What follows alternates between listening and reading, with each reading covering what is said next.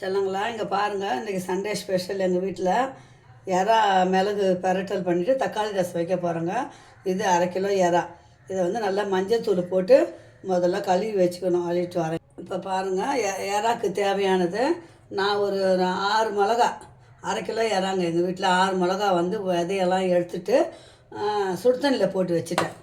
அப்புறம் வந்து அதுக்கு வந்து தனியா, மிளகு, சோம்பு, சீரகம், கருவேப்பிலை இதெல்லாம் வந்து நம்ம வந்து வறுத்துக்கணும். அடுப்பு பற்ற வச்சு இப்போ பாருங்கள், கடாய் போட்டுட்டேன். கடாயில் வந்து லேசாக சுத்துலியூண்டு எண்ணெய் விட்டுப்போம். ஏன்னா இதெல்லாம் கொஞ்சம் வறுத்துக்கணும் இல்லைங்களா, அதனால் கொஞ்சமாக எண்ணெய் ஊற்றிட்டு அதில் தனியா, மிளகு பாருங்க, சோம்பு எல்லாம் ஒரு ஸ்பூன் அளவு எடுத்துக்கோங்க. ஜீரகம், கருவேப்பிலை அதிலே போட்டுடுங்க. அவ்வளோதாங்க. இதை வந்து வறுக்கணும்.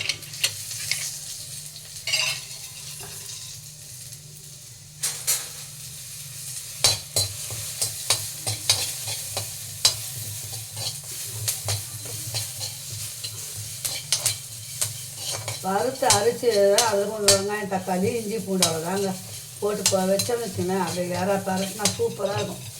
மிளகு போடுறதால அது தனி ஒரு டேஸ்ட்டு.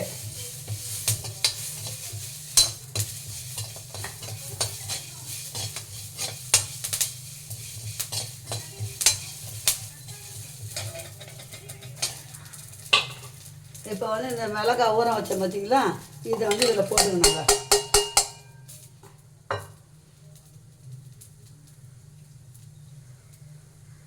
போட்டுட்டு அதிலே இதெல்லாம் எடுத்து அதை கொட்டிக்கணும். இது எல்லாத்தையும் ஒன்றா போட்டுங்களா. இது வந்து மிக்சியில் வந்து கொஞ்சம் நல்லா மையாக அரைச்சிட்டு வந்துடணுங்க. பாருங்கள், அது இப்போ ஃபைன் பேஸ்ட்டாக அரைச்சாந்து பாருங்க, ஃபைன் பேஸ்ட்டாக அரைச்சாந்து வச்சுட்டோங்க. இப்போ வந்து எண்ணெய் ஊற்றிப்போம். நம்ம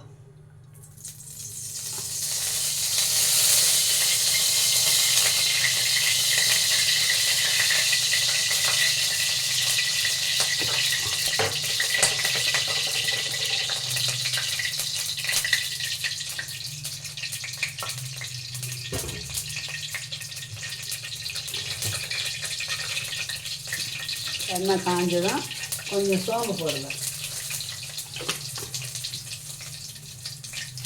கருவேப்பிலை நம்ம ஏற்கனவே அரைச்சிருக்கிறோம். இன்னும் 2 கருவேப்பிலை வாசத்துக்காக 2 கருவேப்பிலை. இப்போ நாட்டு வெங்காயம் இது பாருங்கள், ஒரு 10 வெங்காயம்.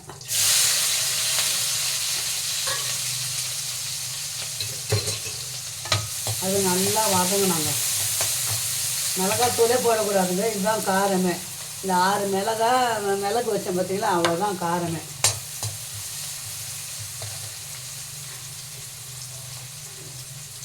இப்போ வந்து இந்த வெங்காயம் வதங்கிறதுக்காக உப்பு, கொஞ்சம் உப்பு போட்டுடணும். தேவைக்கான உப்பு போட்டுங்க.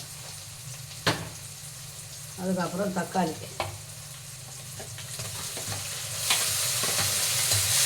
ரொம்ப வேண்டாம், 1/2 கிலோ அதாவது ஒரு 4 தக்காளி போதுங்க. மீதி தக்காளி நம்ம ரசத்துக்கு வச்சுக்கோம்.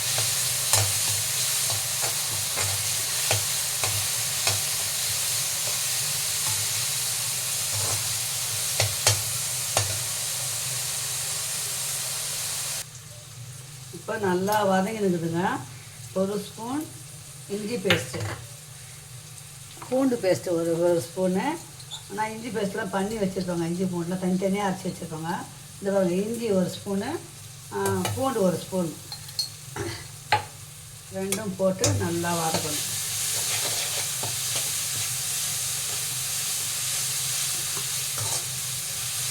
என் நேரத்தை நான் செய்கிறதாங்க. நான் வந்து சமையல் இதில் கொஞ்ச நாள் வேலை பார்த்துருந்தேன் ஃபஸ்ட்டில்.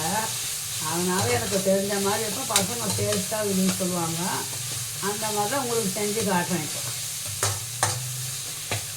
இப்போ இந்த பாருங்க, எறாவை போட்டுருந்தாங்க. அந்த தக்காளி வெங்காயம் வதங்கி இருக்குங்க. அப்போ அந்த எறாவை போட்டுருங்க.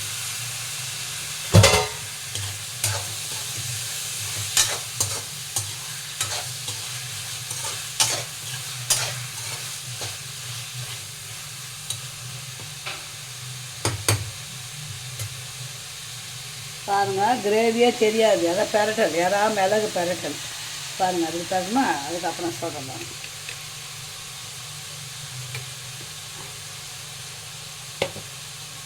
எறாக்கு தண்ணி ஊற்றக்கூடாதுங்க, அதுவே தண்ணி விடும்.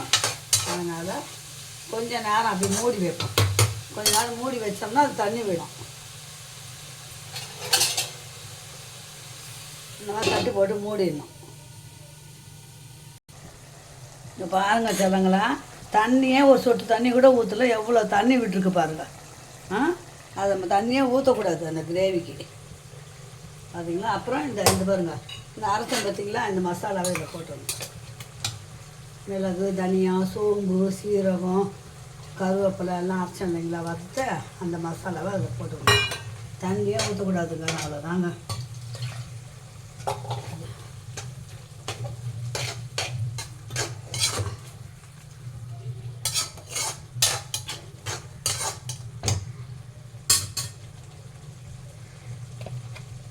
நம்ம மஞ்சள் பொடி போட்டு தான் கழுவணும். மிளகாத்தூள் வேண்டாம், ஆனால் மஞ்சள் பொடி மட்டும் கொஞ்சம் போட்டுக்கிறேன் நான். தண்ணி விடாதே எவ்வளோ கிரேவி வந்துக்குது பாருங்கள் நமக்கு.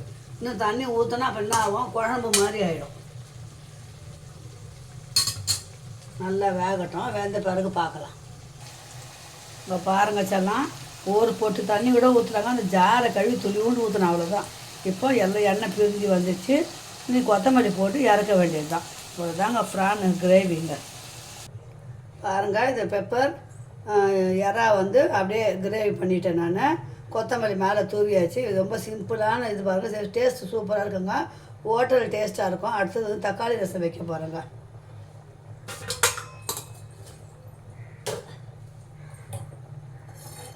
தக்காளி ரசத்துக்கு முதல்ல கொஞ்சம் எண்ணெய் ஊற்றிக்கணும். ஏன்னா தக்காளி வதங்கல, புளியே இல்லாமல் ரசங்க.